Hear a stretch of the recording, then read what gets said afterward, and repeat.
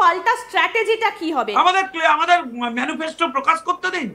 আমরা মানুষের কাছে শুধুমাত্র তৃণমূলের দুর্নীতি নিয়ে এবার ভোট চাইতে যাচ্ছি না। বেশ, আপনি বলছেন যে প্রচুর অনুপ্রবেশ ঢুকেছে, বাংলাদেশি ঢুকেছে, কাঁটাতার টপকে ঢুকেছে, রোহিঙ্গা ঢুকেছে, এই কথাগুলো আপনি বলছিলেন, কিন্তু এইটা আটকানোর দায় কার? শুধুই কি রাজ্যের শাসক দলের, নাকি বিএসএফ এরও? বিএসএফ কার আন্ডারে? আমি আপনার কাছে এই জায়গাটা একটু জানতে চাই। আমাদের কেন্দ্রীয় স্বরাষ্ট্রমন্ত্রী এসে পশ্চিমবাংলায় বলে গেছেন যে 50 কিলোমিটার আপনি ফাঁকা রেখে দিয়েছেন। কার সাথে সেটিং এ?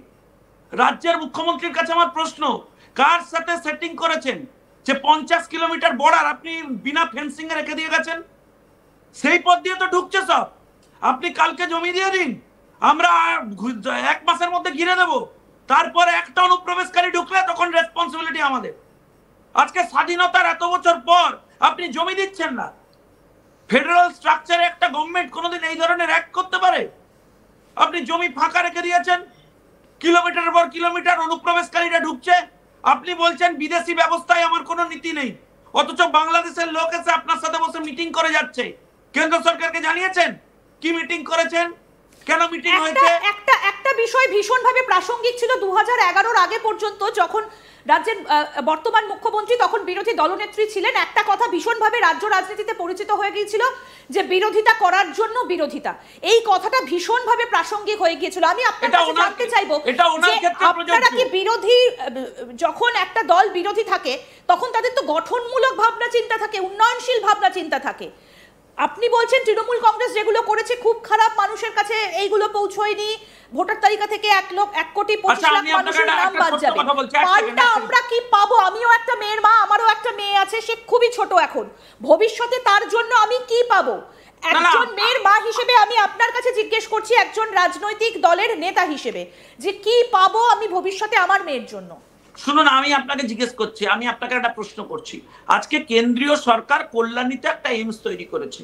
এখানকার কোনো মানুষ হচ্ছে আয়ুষ্মান ভারতের সুবিধা নেই বলে এইমসে যে সুবিধা পাওয়া যায় সেটা নিতে পারেন না।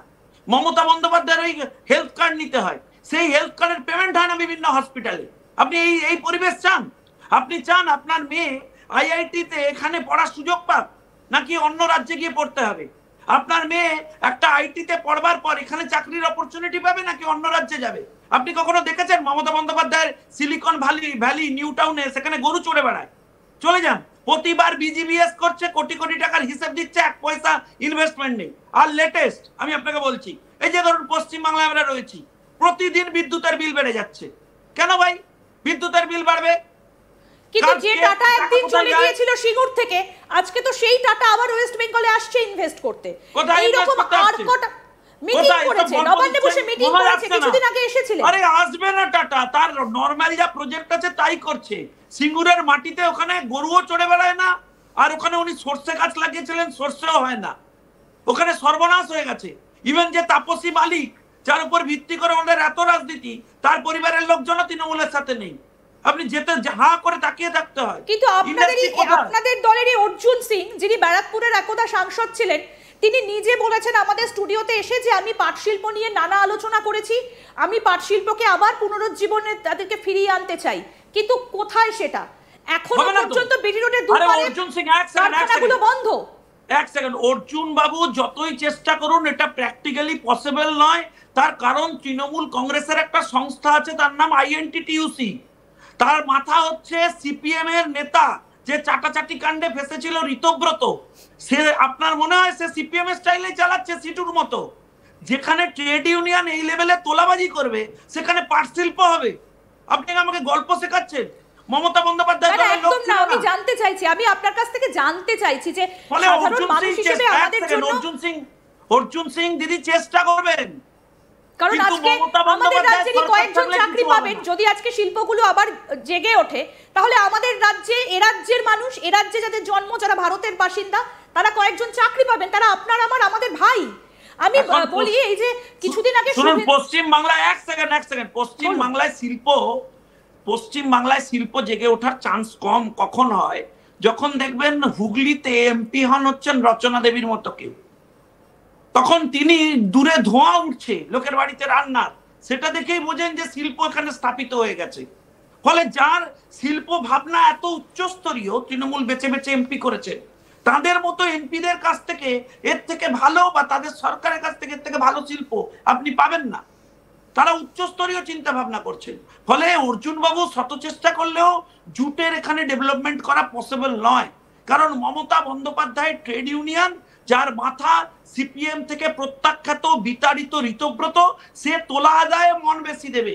ফলে কোন হচ্ছে জুট মিল মালিক, শুভেন্দু অধিকারী রাজ্যের বিরোধী দলনেতা, তিনি কিছুদিন আগে এই যে অন্নপূর্ণা যোজনার কথা বলেছিলেন, সেখানে 5,000 টাকা করে দেবো। হ্যাঁ, তাহলে মানুষের সামনে আরো সামনে আনছেন না? কারণ লক্ষ্মীর ভান্ডারের টাকা থেকে তো অন্নপূর্ণা যোজনার টাকা তো অনেকটা বেশি, তাহলে সেটা কেন মানুষের কাছে আপনারা পৌঁছে দিচ্ছেন? আপনাকে আপনার বোধহয় ধারণা নেই।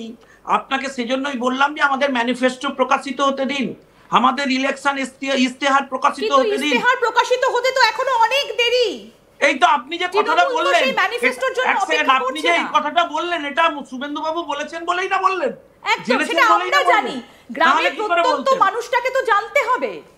না না, মানুষের কাছে শুনুন, শুধু ক্যাম্পেইন নিয়ে গেলে তো হবে না। আগে মানুষকে প্রাইমারি তার যে নিড, তাকে বাঁচানোর ব্যবস্থা করা, সেটা করতে হবে।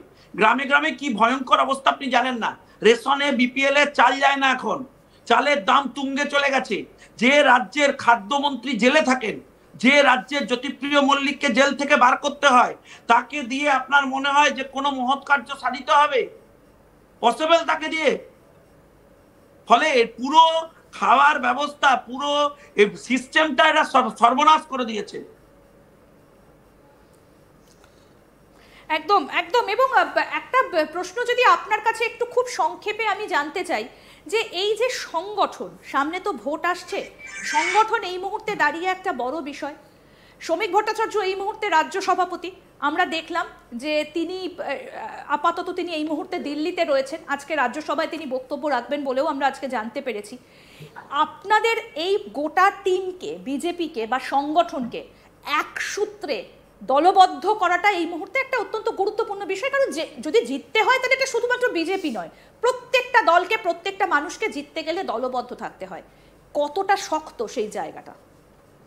না না, এই তো সংবাদ মাধ্যমে যারা আমাদের বিরোধী ক্যাম্পেইন করার জন্য কোমর বেঁধে নেমেছেন, তারা শক্ত নয় বলে নিজেরা একটু আশ্বস্ত হওয়ার চেষ্টা করছেন।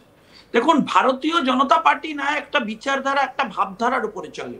যে ভাবধারাতে সবাইকে একত্রিত থাকা ছাড়া কোনো অন্য উপায়ও নেই। যিনি থাকবেন না তিনি আলাদা হয়ে যাবেন, তিনি পেছনে থেকে যাবেন।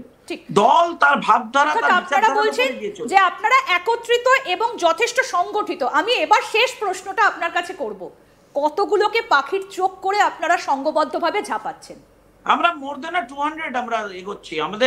আমরা আগের বার বলেছিলাম আমাদের